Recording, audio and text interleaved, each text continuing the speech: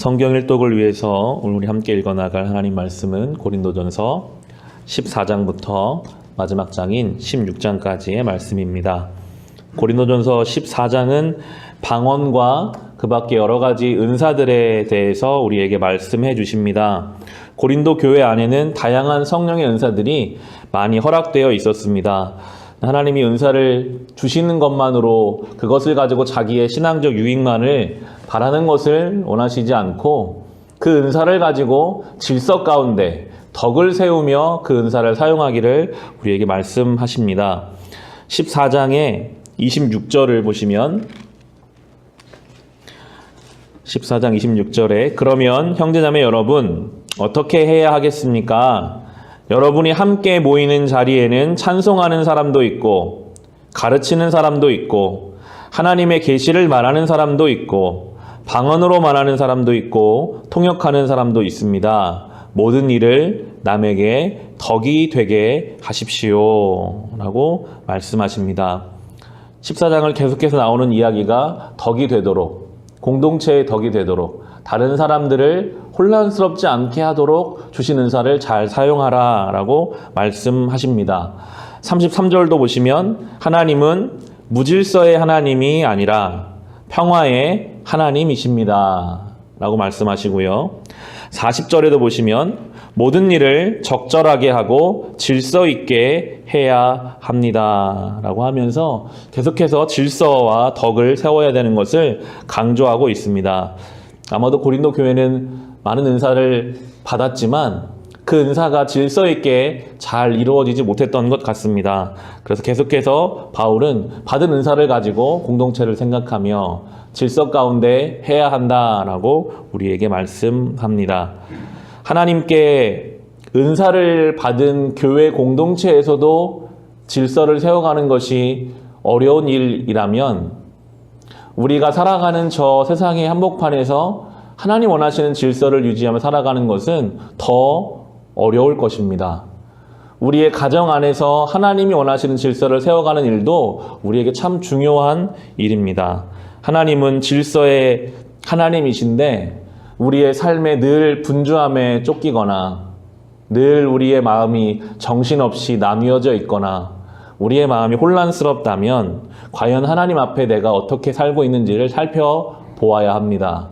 우리 나름대로는 열심히 산다고 우리가 정해놓은 어떤 기준을 이루기 위해 그렇게 달려간다고 우리의 마음의 질서가 어지럽혀져 있다면 우리 하나님은 질서의 하나님이시기 때문에 무질서의 하나님이 아니라 평강과 평화의 하나님이시기 때문에 그분 앞에 멈춰서서 그분의 질서를 우리가 구해야 하겠습니다.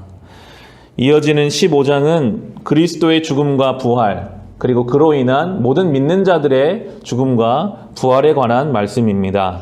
이 땅에서의 삶이 끝이 아니라 예수 안에서 새 생명을 허락받았고 모든 믿는 자들이 다시 살 것을 15장을 통해 우리에게 말씀하십니다. 그러므로 우리는 이 땅에서의 삶이 끝이 아니라 영원한 생명을 허락받은 존재이고 그래서 우리는 이 땅에서 다 해결되면 좋겠고 이 땅에서 내가 원하는 대로 다 이루어져야만 하나님이 살아계시는 것처럼 생각할 것이 아니라 혹 이 땅에서 다 이루어지지 않는다고 해도 너무 염려하거나 두려워하지 말라라고 바울이 우리에게 그렇게 권면합니다. 15장 마지막 절인 58절이 쭉 이렇게 그리스도의 죽음과 부활과 성도들의 죽음과 부활에 대해 설명하면서 이렇게 정리를 해줍니다. 58절 보시면 그러므로 나의 사랑하는 형제자매 여러분 굳게 서서 흔들리지 말고 주님의 일을 더욱 많이 하십시오.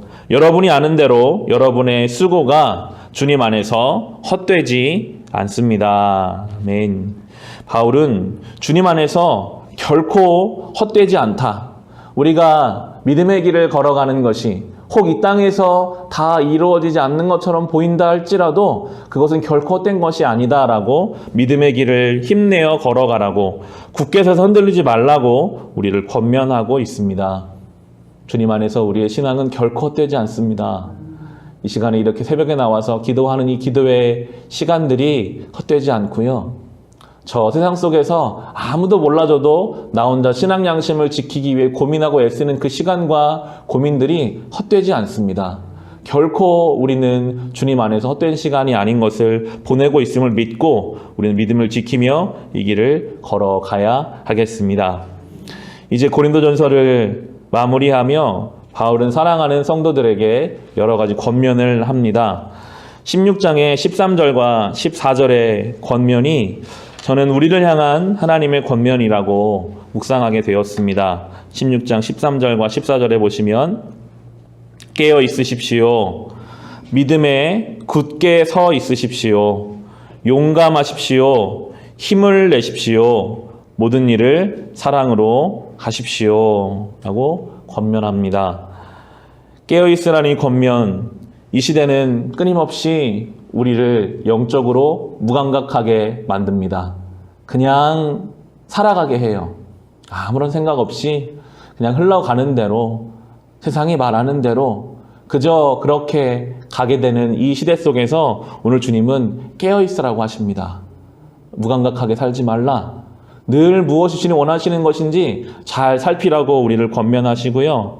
믿음에 굳게 서 있으라 라는 이 말씀 묵상하면 우리가 힘써서 굳게 서 있지 않으면 어떻게든지 우리를 넘어뜨리려고 하거든요.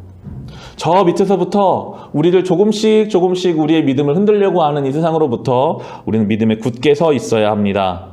또한 우리를 끊임없이 두렵게 합니다. 염려하게 합니다. 근심하게 합니다. 그런 우리를 향해 용감하게 서 있으라고 말씀하시고 힘을 내라고 하시는 권면을 통해 참 끊임없이 우리를 기운 빠지게 합니다. 기운이 없어지게 만듭니다. 한숨이 나오게 합니다. 소망이 없게 하는 우리에게 염려하지 말고 힘을 내라 라고 하시고 마지막으로 모든 일을 사랑으로 하십시오 라고 말씀하시는데 우리의 삶의 동기가 사랑인지 아니면 나의 욕심인지 나의 만족인지 세상의 흐름 따라 가는 것인지 성경은 우리에게 모든 일을 사랑으로 하라. 모든 것 예외가 없습니다. 그 어떠한 것도 다 사랑으로 하라는 이 주의 말씀을 붙잡으며 우리가 살아가야 하겠습니다. 오늘 주신 이 권면들을 기억하며 묵상하며 살아가시기를 바랍니다. 여기에는 우리의 의지가 필요합니다.